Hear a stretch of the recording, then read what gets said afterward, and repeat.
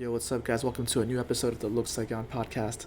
This episode is with Roy Wang. He's a coach that I met on Instagram. And we connected because we both left a comment on someone else's coaching channel. And the comments that we left on that post really resonated with both Roy and I. So we just stayed in touch ever since then. Something so simple, just commenting on somebody else's Instagram post.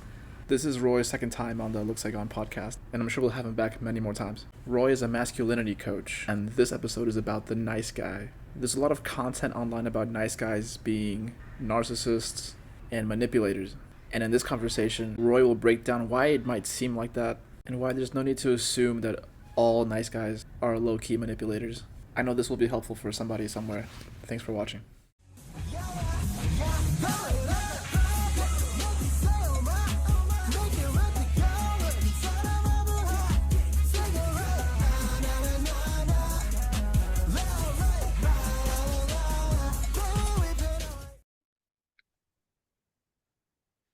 Yo, what's up, guys? Welcome to Looks Like On podcasts. We're here with Roy again, round two, and this time it's gonna get it's more specific this time. So, welcome, Roy. Thanks for coming back. Yeah, happy to be here. Yeah, man. Yeah, I saw the video about the nice guy coaching. I wanted to ask you first, how can we define what a nice guy is to people? Like, what kind of nice guy are we talking about? Yeah, that's a great place to start. The nice guy has kind of become this archetype that's now, you can't not see it on the internet these days. And I would say what typically characterizes the nice guy is someone who is genuinely, very, very nice, pleasant, easygoing, but also errs on the side of people pleasing. Mm-hmm. So generally, the nice guy is kind of known as more of a yes man who is, experiences a lot of anxiety with saying no, with asking for what he wants or asserting himself. There's a lot of mental anxiety around how are people viewing me? How do I make sure other people don't judge me? They see that I'm not a threat, that I'm on their side, that, I don't mean any harm, that I just want things to be peaceful and good. I think that's short in a brief way what the nice guy is, Mm-hmm. who he is. Like, how does someone become that kind of person? Like, I'm guessing it was like a survival mechanism from childhood or something, but I definitely want to hear your thoughts. Yeah. So I mentioned in that nice guy workshop, which you got the recording of, Mm. a lot of it is based on a means to survive. So one of the prime directives for humans is, how do I survive? And there's a part of the primitive mind, which its function for survival is just fight or flight. And in, human society where we have our tribes and stuff, usually with each other, we don't experience that survival mechanism of fight or flight in the sense that, let's say, a zebra would run and sprint away from a lion, or a zebra would kick, bite, and attack like a warthog that's hurting its baby. So we don't have those extremes of, all right, I'm going to run away from my parents, sprint full paced away. We're also not going to bite our primary caregivers. But in order to belong and be part of the tribe, because the deep threat to survival is, what if we're ostracized? Who's going to provide us the food, the water, the shelter, the love and affection? Oftentimes it is this sense of people pleasing that comes in, of what do I need to do? I'm scanning my environment around me. What is socially acceptable behavior? What is seen as morally bad if I do that? What is seen as morally good if I do that? And let me adjust my behaviors, expressions in order to make sure I'm approved of. Mm-hmm. And that whole like this pressure that we feel to fit in with a group. Like, some people say it's like a really old, like, primal survival instinct. Because in the past, humans, if they didn't fit in with their tribe, like you said, they would be ostracized, like left to die or something. So like, even I feel that myself sometimes, like, that if I don't fit in with a group, I just, something in me is like, oh shit, we're in danger right now. Hmm. Yeah. Yeah. And so when that happens, that's where the primitive mind kicks in. The nervous system senses something that it would process and interpret as danger. Yeah. So that fight or flight kicks in. So the same amount of energy that a zebra would be using to run from a lion or to bite and attack a warthog is the same amount of energy that's going on internally, Hmm. except in this case, you're not running or biting anything. So you got all this uncomfortable stimuli going on internally, which is channeled into thoughts of, all right, what should I say? What should I do? Like, do I need to apologize? Hmm. All of that energy is churned into the mind. And that's where a lot of people experience, rightfully so, tremendous amount of anxiety of how do I belong? How do I make sure I'm not ostracized? Dude, so your coaching is really powerful, but it looks like we are what like unwiring something that has been running in humans for like generations and thousands of years. How did you learn to do this for yourself? It took a lot of time. So I would say, if there were a dictionary with a photo of what is a nice guy, there was a time where if you flip that book open, it would be a photo of me. That would be the Me too. description of the nice guy. Mm, And it was more so the change started with pain. A lot of the pain was realizing primarily through a relationship. So constantly friend zoned by women, just experiencing a lot of failure there. Like, yeah, I hear women saying, "Oh, you're so nice. You're such a catch. There's going to be a lucky woman out there for you." And anytime I'd make these attempts, it would just be kind of left in the friend zone. mm, So it was through that pain that I was trying to figure out, why isn't this working? mm. And through my master's program, one of the requirements was to get your own personal therapy because you're gonna be somebody who's gonna help other people, you need to know what it's like to sit in that chair. And that was where I started to gain more awareness as I worked with my first therapist. And he was pointing out some of these patterns, which was very challenging to acknowledge. Mm, So once there was awareness of what was going on, that's where the change started to happen, where I realized, well, it really is all on me. Because if I were to line up all the women that I had attempted to try to form a romantic relationship and failed, the common denominator there is still me. And that was a tough pill to swallow. mm, And so I had to look at, all right, well, what are the patterns that I'm doing that aren't working for me? So the saying yes to a lot of things, the not asking directly for what it is that I wanted, saying no if I really wanted to say was no. And another one is in regards to the energy within my body. I think you tell me if you've experienced this as well. mm, But I think a lot of nice guys will have more of their energy located up here, like very top heavy around the head. So what do I mean by that? A lot of times where I was interacting with women, sometimes men too, I'd put on this smile, like, hey, and my voice would be a lot higher pitched. Like, yeah, mm, like just very happy, like, yeah, I'm happy to be here. I'm nice, I'm fun. This is great. So it became very top heavy.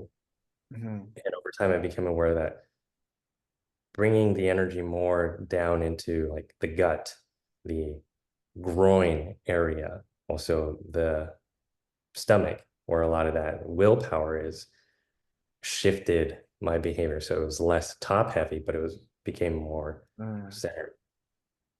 That does make sense, I think. 'Cause I feel like if I was in that state, yeah, like how you say, like kind of top heavy, I would feel kind of like stiff in my body Hmm. and just like trying to portray something that I think maybe is attractive, but then I'm performing and then it would feel Hmm. like exhausting eventually. True. Cool. Yeah, I have a bunch of questions for you here, but just before we get into that, I don't know if I asked you last time, how did you get into being a therapist and coaching? I would say through personal pain. That was the driving motivator, was to understand why I was suffering. So So so you're like discovering yourself, like increasing your own self-awareness, and now you're like showing other people how to do that as well. yeah, originally getting into the whole desire of wanting to become a therapist at first was because, well, I wanted to help people. Mm-hmm. That's what most therapists want to do. Mm-hmm. Anybody who goes into the helping and service industry wants to help. But I also was learning through that program and working with a therapist myself of, here are some of the perhaps unconscious reasons behind why you want to help.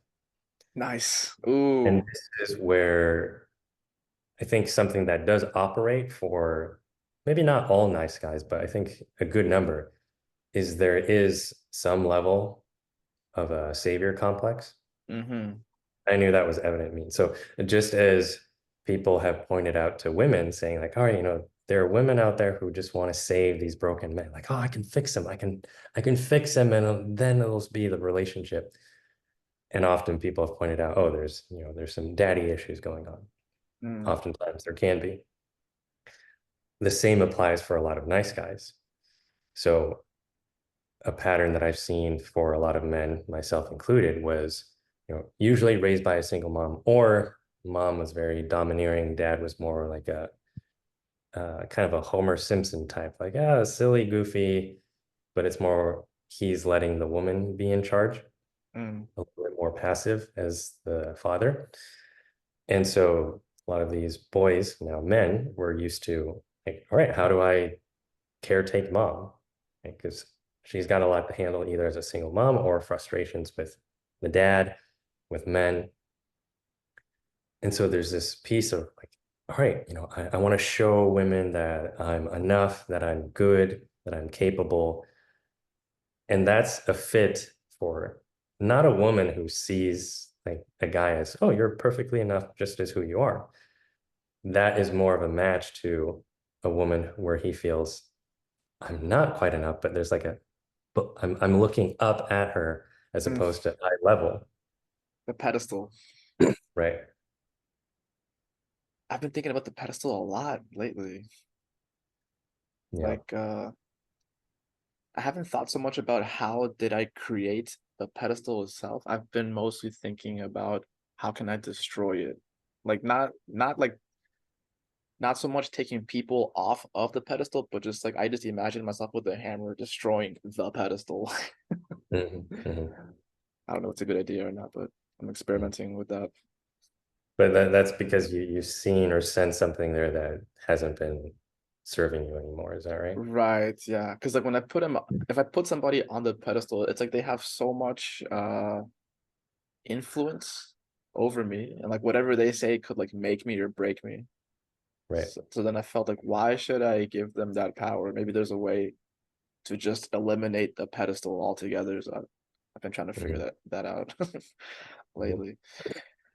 I want to ask you too. I feel like you've made like huge progress in your self-development, like, since you're, I guess, like before you started doing your psychology studies. Like, do you ever look back and feel like, holy shit, I've come really far, and probably there's even Yeah. more to come, right?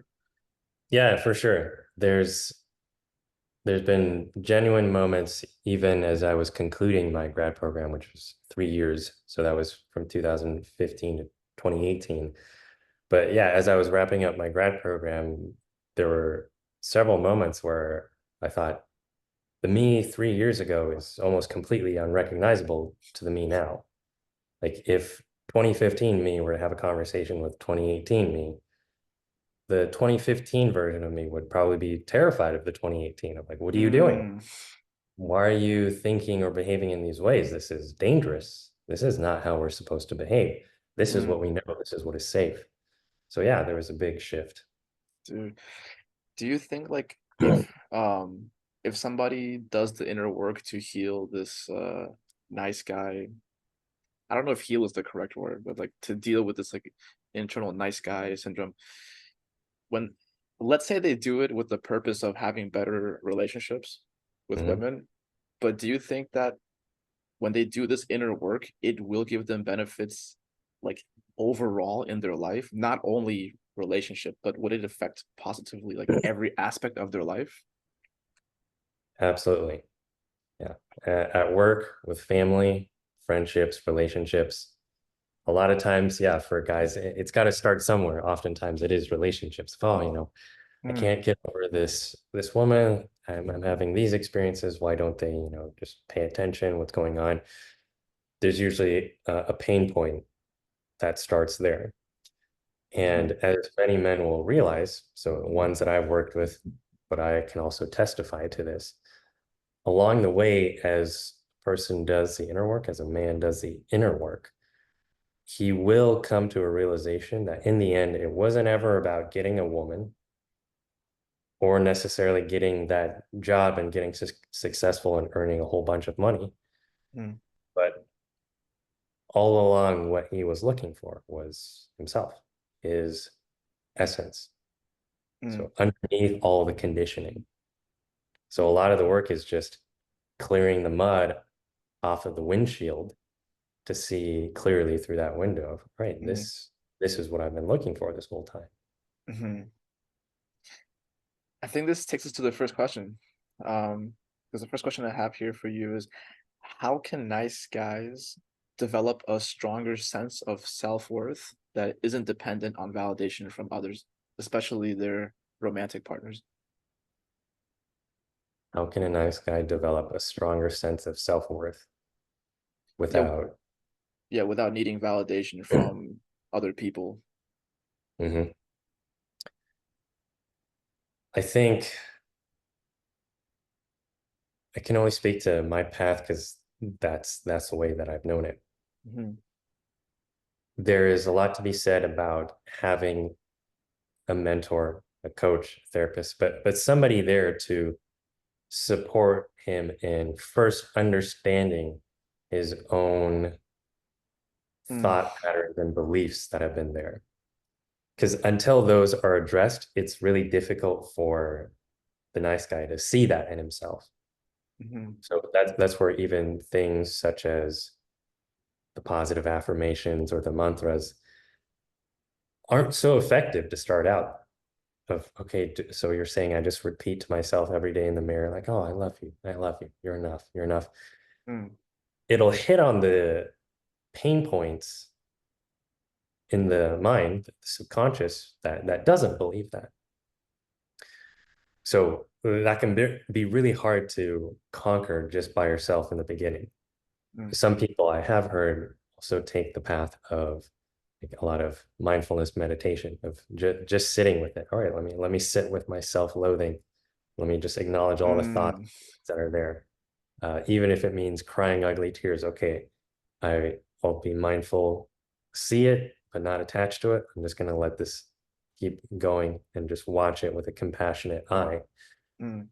I think these are two kind of paths to create that, to come in contact with that sense of inner self-worth because it's already there. Mhm. And yeah, either one of those paths can be a way to that. Nice. Yeah, this thing about self-worth, I've been thinking a lot about this recently, actually, just before watching your video too. Like I was looking up or I was, yeah, exploring myself on how much validation I was seeking, and I was definitely seeking it like on autopilot. Hmm. And Hmm. sometimes I still am. Like I have to catch myself. I have to like remind myself. um, I guess one pattern that I found in myself, like the moments when I am seeking validation is the moment also when I don't feel enough. Like Hmm. I feel I'm not worth enough. And then like, oh, I think I found someone or something that can make me finally feel enough. Hmm. Hmm. It's like really catch myself in those moments. Even though wait, but even though intellectually I know like they cannot complete me, why is there still a part of me that thinks maybe they can? Like what the hell is that? Mm. Hmm. I think there's more than one way to look at it.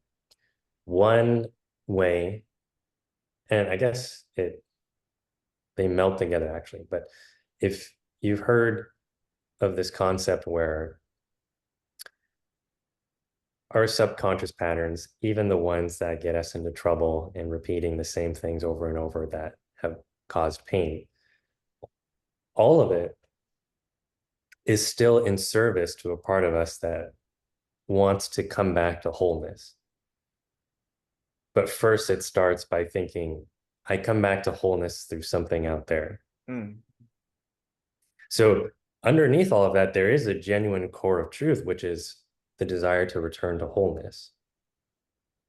And there's probably some amnesia, conditioned beliefs, and events that we've interpreted through a specific lens to attach meaning to it that Mm. created these scars. And so, in the end, there is a desire to like come back to wholeness and thinking, well, perhaps it's through this outside thing first. Mm-hmm. So it's very convincing, which is, right, how do I get back to wholeness?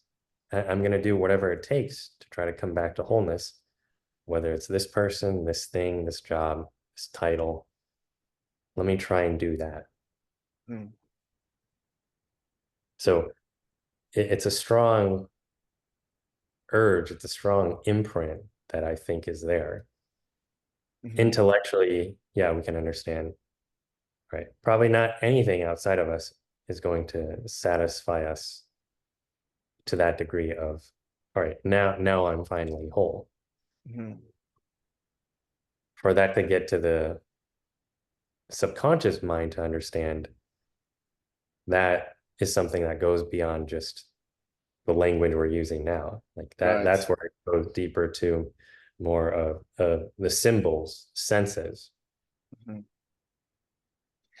Yeah, like intellectually, I know that seeking validation is not an intelligent thing to do. Um, but I had been seeking it for so probably my whole life. Right? Mhm. So when I intentionally stopped seeking, it's like my mind got really scared. Like it would be saying like, why aren't you seeking? Like why don't you, how do we know if we're worthy or not? Why don't you go confirm that? And I would intentionally like not seek it as best as possible. And my mind would just continue freaking out. Like, and I think it just took some time for it to realize like, oh shit, there's no danger Mm, happening. But in the beginning, it was like it would be like screaming in my mind, like, dude, why aren't you out mhm, there right now? Like whatever on Tinder or something. Like mhm, do something. I have another question here. What are some of the challenges that you see nice guys usually have in relationships? mm.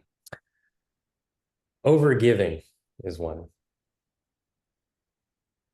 At the core of a lot of nice guys is the belief that uh, I'm not enough as who I am, therefore I have to do more to earn it.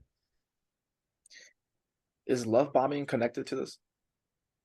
Yeah, I think it is one of the top things that a lot of nice guys do in the beginning because when there's such a strong core belief, a distorted one, albeit, but a strong core belief that he's not enough, then of course, any opportunity to relieve the anxiety of, oh my gosh, what if this is actually true? What if I'm not enough? Let me do whatever it takes to make sure that's not actually true. Then he gets incredibly excited Mm. anytime he sees and projects onto, let's just say in this case, a woman, she will somehow help me make this all better. Mm-hmm. But he can't just go in casually like, yeah, I'm fine as who I am. No, I got to find a way to earn this, to assure that I deserve to be here. So here's Mm-hmm. chocolates, here's flowers, here's the cards, here's doing all these things for you. And in the end, a lot of times this can push women away because for her, it's like, well, I never asked for any of this stuff. And Mm. it's nice. But it's also hard to trust it because there she can sense the you know, the fine print on all the things that you click. Yes, I agree. Mm, That we don't really read. mm-hmm, There's some fine print there that says, because I've given all this to you and I've gone out of my way, I deserve your affection, approval, mm. and this to be reciprocated. Like a transaction. Right. It's a what it's been called a covert contract. Mm. I feel like also a challenge for the nice guy would be to like set healthy boundaries. Yeah, exactly. That's what I was thinking of next. That ties into that. Yeah. The overgiving is also a lack of boundaries. But let's say it is a relationship that begins as successful in the sense that, right, she's like, yeah, I want to be with you. And they're together as a couple. Where the boundaries start to come in is she could have lots of wants and desires. Women have lots of wants and desires. And the nice guy will sacrifice his own well-being oftentimes in order to make sure she's happy. Like that's something a lot of nice guys think about too. How do I keep her happy? How do I make her happy? I've definitely done that too. Well, I certainly can't disappoint her because that's the opposite of making her happy. Yeah. So, you know, don't go hang out with the boys, even though like I haven't seen them for so long, something as an Yeah. example. Or shape shifting your beliefs and opinions and behaviors in order to satisfy her. Hmm. What keeps coming to mind is that maybe this person had a experience with their mom as a kid Mm-hmm. where he had to keep earning her approval or Yeah. because that happened to me. Yeah, that's why I guess that's what I'm saying. That. Mm, oh yeah, I wanted to tell you this. This is totally relevant. This happened to me about 2 weeks ago that I finally set that boundary in the relationship because I guess I don't want to go into too much detail, but just like it was getting toxic and I had not done anything about it for months because I Mm-hmm. just I just thought it was going to fix itself, Mm-hmm. but Mm-hmm. it didn't. And so eventually, after many months, I finally set the boundary in the form of like of a breakup, basically. Mm-hmm. In the past, I would usually like break up and try to find a new partner immediately. Like I was like autopilot doing that. Mm-hmm. So this was the first time where I honestly felt like, okay, I'm gonna end it and I'm just gonna be alone and not date, not yeah, just focus on my own development for now. Mm-hmm. And when I set that boundary, I didn't even mean to do this, but I guess it increased my feeling of self-worth. Like just the Mm-hmm. action of setting the boundary had like that byproduct. Yeah. And I feel like that positively affected just my life in general. Like I stopped seeking validation as much in general. Mm-hmm. Yeah. Good for you, man. That's big. So that's why I really, yeah, like the stuff you're coaching is really powerful, man. Like people need to learn about this. It's life changing. Mm. Yeah. Appreciate it. Yeah. Because when you do that, and when you did that, because you did do that, there's there's a pattern interrupt right away. Mm. And on all levels of your mind, it gets the message that we have just done something that we've never done before. Right. It's like it finally got into my, can we call it subconscious? Mm-hmm. Like it finally, even though I intellectually knew about this, it finally started to get into Mm-hmm. my subconscious. And I think it's still like it's still, how can we say, like uploading? It's not 100%, but at least there's some big progress happening there. Mm-hmm. Yeah. How, what is a good way for nice guys to deal with rejection?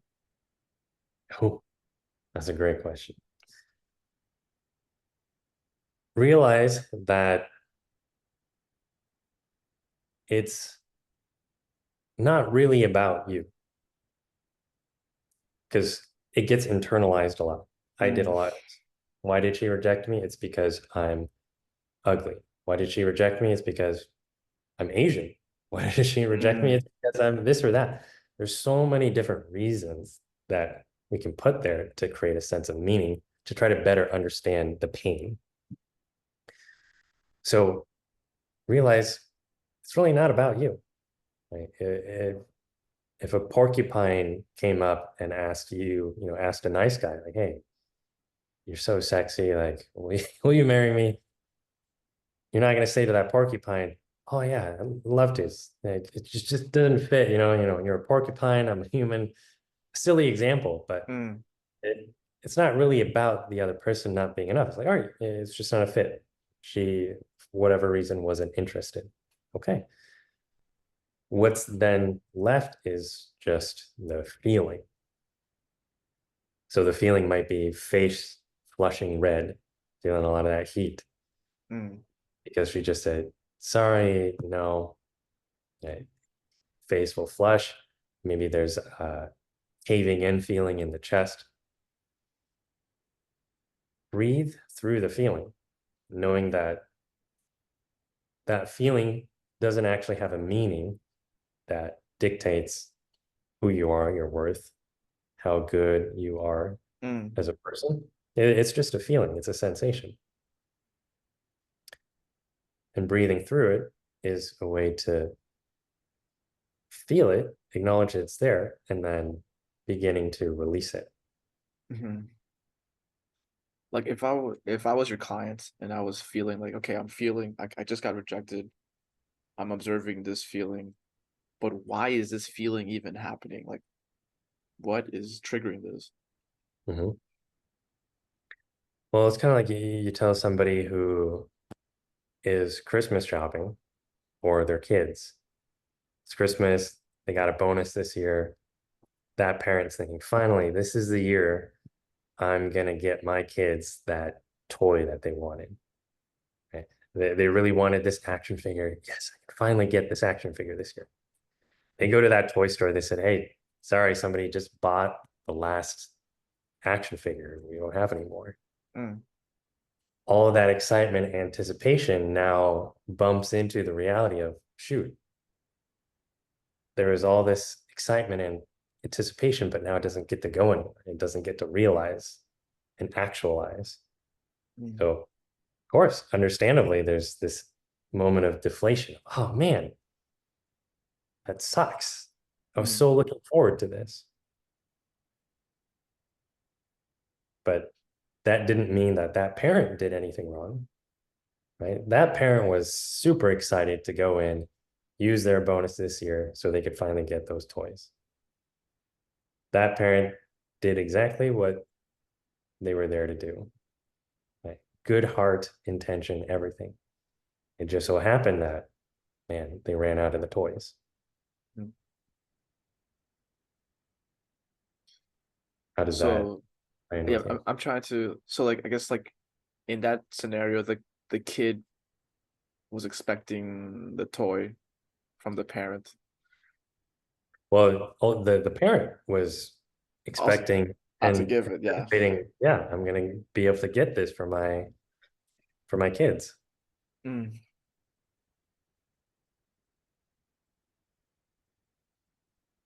So that anticipation of, man, I'm Ah. so turned on by seeing this, woman in front of me. Look at her. She's beautiful. She's gorgeous. The way, her hair flows in the wind.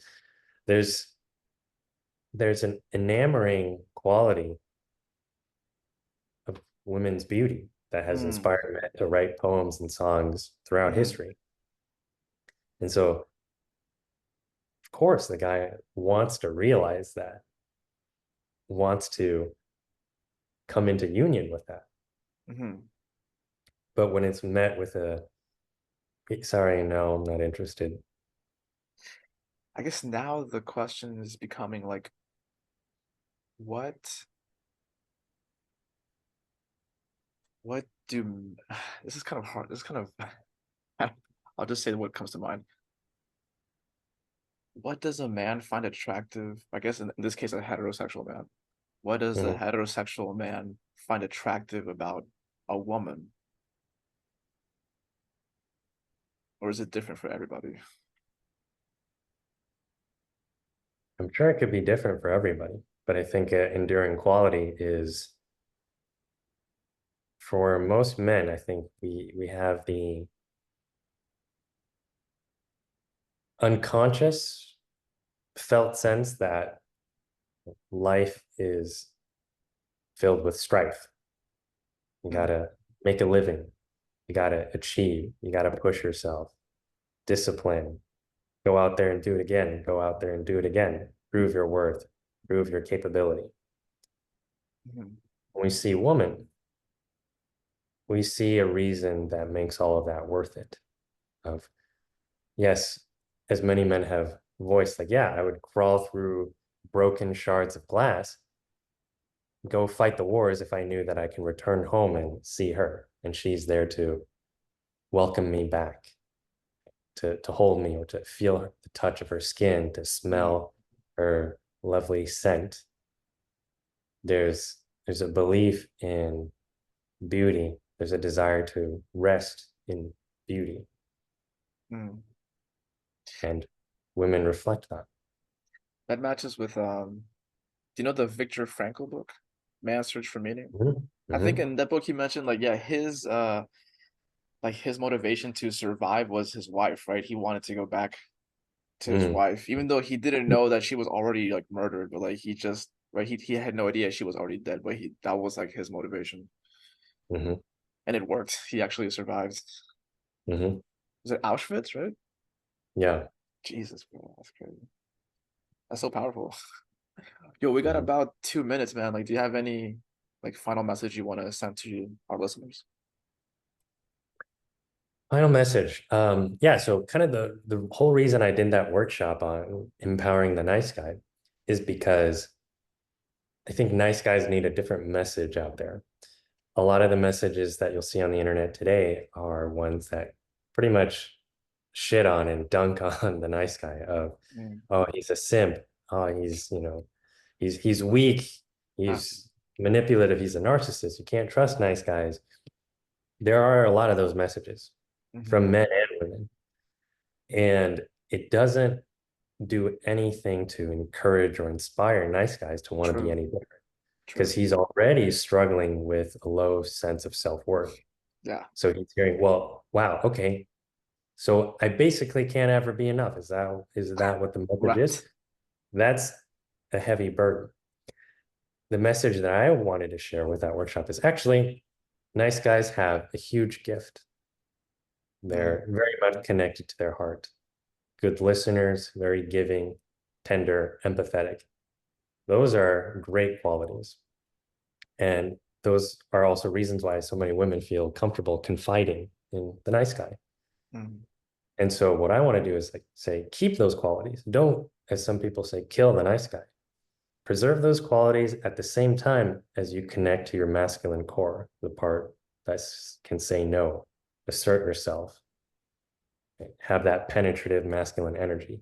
You marry those two together, the soft, the sensitive, the hard, powerful, that union is what makes you a complete man. And I think so many nice guys are a lot closer to that complete man than some traditionally like very rigid guys who are like, screw emotions, are useless. hmm. That's powerful. Yeah, because like I just imagine like, yeah, you're right. Yeah, nice guys do have those qualities of being a good listener, being empathetic, like stuff that people actually like in a friend and a partner. Yeah. So if the nice guy can realize that he's already enough, it would be such a powerful shift. Like I feel like not only for himself, but just everybody around him. Mm-hmm. Right. Yeah. He's already enough at the core Yeah. because coming in contact with that core essence, it just is. There is no lack or limitation. Hmm. And to connect even more to that is coming to reclaim aspects of his own power that he might have associated as no, that's bad or that's dangerous. Because Hmm. there are a lot of nice guys who think, well, saying no is not okay because people won't like it. Mm-hmm. So when he comes to the realization that, all right, these aspects of myself that I've disowned, boundaries, even healthy aggression. I have this meditation titled Healthy Aggression that's specifically for the nice guy. It's for the very purpose of coming into contact with that part of himself that feels dangerous. Mm.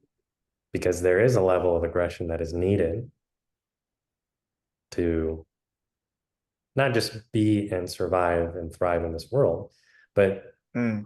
it's part of your essence, right? Have you seen that image of half of the face is a Buddha and the other half is a demon? I might have seen that. Maybe. Okay. It was a photo that I saw on Instagram, and then it had the caption that said, "Yes, you can be both." Mm.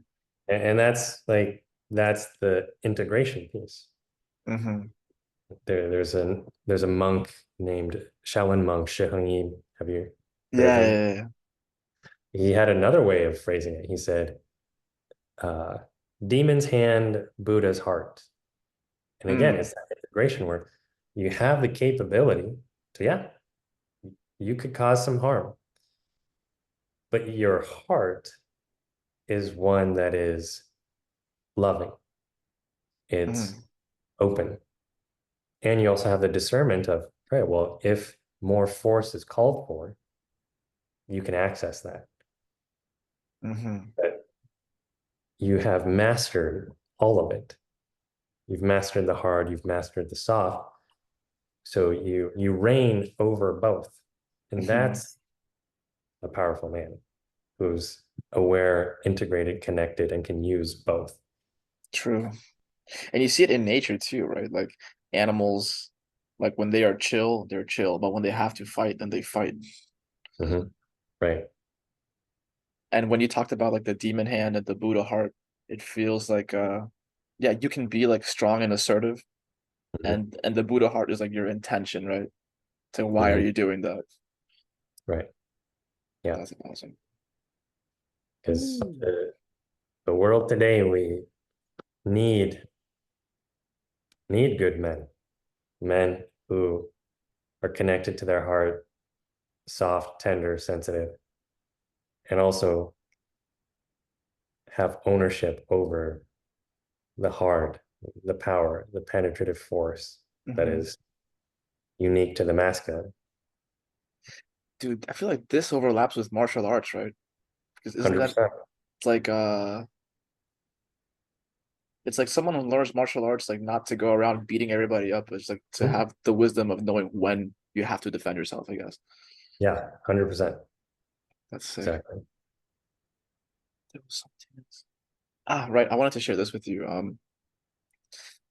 I remember like there was one time I felt really not enough. Um, and I was asking myself, why? Like, why do I feel this? And I ate an edible and then just like continued my day. And then as I was just typing something, I was like, oh shit, I have been calculating my self-worth by how much attention I receive from females. So Mm-hmm. so if the attention that I received had been low that day or whatever, then I would feel low worth Mm-hmm. that day. So it's kind of like I had a formula, right? A formula to Right. calculate my self-worth. So then I thought like, how can I change this formula in a way that I can win more often? But then Yeah, but then I thought, why am I using formulas? Is that an option to just drop all the formulas? it can be helpful to have something in the beginning. Mm, So a question that I like that I wrote down is how have I showed up powerfully today? mm, And using that as a measurement. That could be as simple as there was litter on the ground, didn't want to pick it up. I feel like somebody else should pick it up. Probably somebody else saw it before me. They never picked it up. But you know what? Today I'm going to pick it up. And mm. that was a simple way of showing up powerfully. It seems insignificant, but it is something. True. And so it's training the subconscious mind to look at what you want it to notice more. So I'm sure you've experienced, you know, if one day somebody's talking to you about like, oh yeah, I love seeing all these red Teslas everywhere. And you're thinking, yeah, red Teslas. I would love to see some more red Teslas too. And suddenly you're out there and you start to see more red Teslas Ah, yeah. because the subconscious mind got the message that, oh, notice that. Right? Hmm. So whatever we notice, especially with appreciation, increases. Our minds have no problem with the negativity bias. What's not working? What is going wrong? So naturally, we start to look for that. Part of it has been programmed in as a means for survival. Makes sense. Hmm. We can also harness the power of our mind in that way to then notice what we'd like to see more of. True. So how have I showed up more powerfully today? Oh, picked up a piece of litter when I could have just decided not to. Even like I making your bed, right? exactly. Yes. How did I Dang. show up powerfully today? I made my bed. And that can be easily done every day consistently. Mm-hmm. Yeah. Dang. True. Another one is, I think, great for nice guys to practice is especially when there's so much charge with women, or if you see a woman, it feels like you're just about to tip over because she Mm. arouses so much in you, is to just practice, see her, from a distance or whatever it is, breathe and enjoy all the sensations that are coming up. Nervousness, excitement, horniness, whatever it is. Hmm. Enjoy it and then say thank you. Like, thank you for inspiring this life in me. I get to feel alive. Wow. Yeah. Thank you.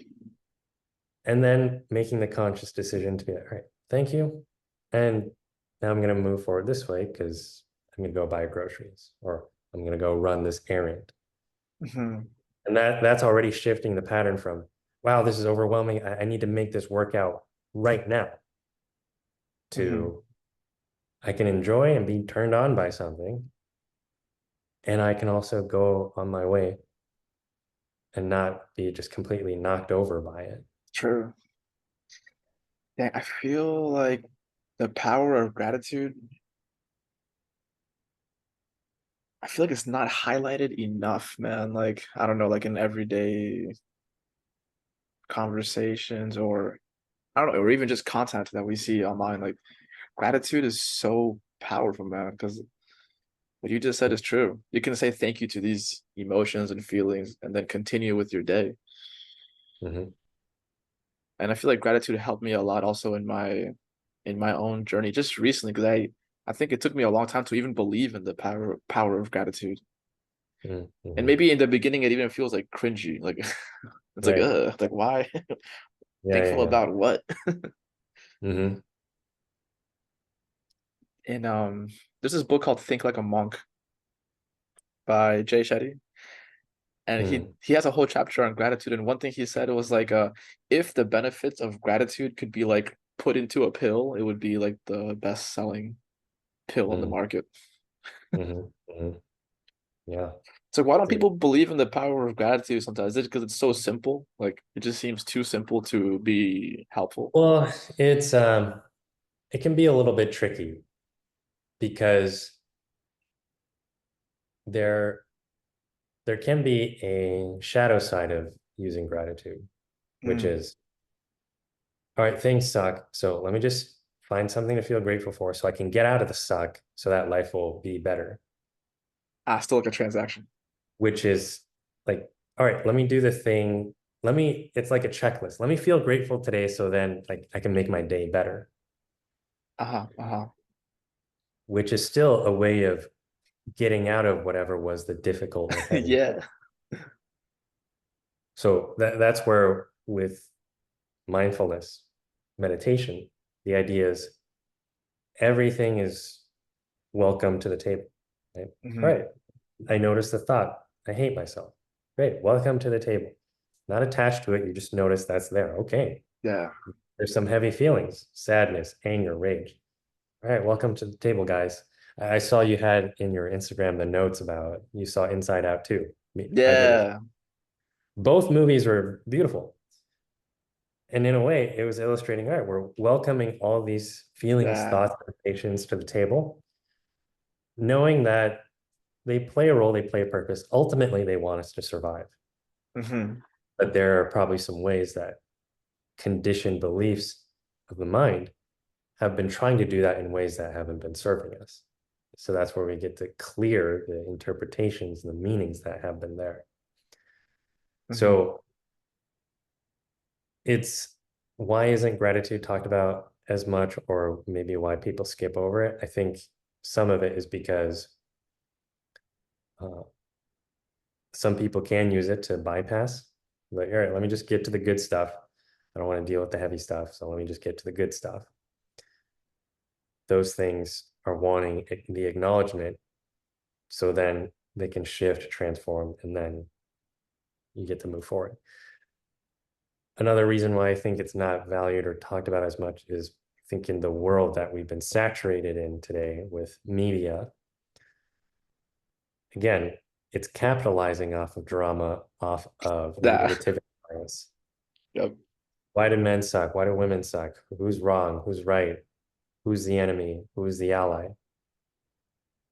Mm. So it's constantly drowning us in the stimuli of survival. Mm-hmm. And when we're put in a place of that constant fight or flight, it really doesn't seem interesting to that part of the mind to consider gratitude. Mm-hmm. So I think a lot of people experience this is when they take a break from social media, they have a detox, or then they learn how to use it more consciously. Yeah. That's where it starts to shift. Right. Like I just felt again, this keeps coming up. I intellectually knew something, but deep down in my subconscious, it didn't click yet. And now this is related to social media. Like yesterday, I took a detox from my phone for about maybe like 6 or 7 hours, and at some point, I got a craving for my phone. Mhm, So I asked like myself like, okay, what do I want from the phone? It's like I want to open Instagram. It's like, okay, why do I want to open Instagram? To see if I have any notifications. Like, why do I want to see notifications? Like, because it makes me feel good. Like, why does it make me feel good? Because it's validation. It's mhm, like why do I seek that validation? It's like, oh, because you forgot that you're enough already. It's like, oh my God, again? I thought I have to keep reminding myself this over and over again. I forget sometimes, mhm, mhm. but I guess it's Yeah, normal, right? yeah. There are times where awareness is very much connected to our essence on the deepest level, and there's times where our awareness is not at all. It's far away. Hmm. So it is that muscle of a reminder. Yeah, I think we're doing a good job though. We're getting there. Mhm. Yeah, yeah. Awesome, man. I think that last thing. Um about gratitude again. I think I read somewhere that when one feels gratitude, isn't there like something like physically in your body, like I don't know, neurotransmitters or something released that is like healthy for your body physically? Probably. I don't doubt it. I don't Hmm. know what it's called or how it Ah, works. okay. I'll, Yeah. I'll look it up later. But I feel like But that I mean, would even it. just this whole exercise of holding a smile for, I forgot how long they said. Maybe it's 120 seconds, or maybe it's just 90 seconds. But Mm, holding a smile for 90 seconds and observing how that already creates a shift true. in the physiology and then slow in the mental. Hmm. Hmm. That's amazing. It's almost like just smiling is an affirmation all in itself. Mhm. That's sick. Yeah. Awesome. Thank you so much, Roy. We'll see you again next time. Yeah. Yeah. Yeah. Thanks for having me. Take care, brother. You too.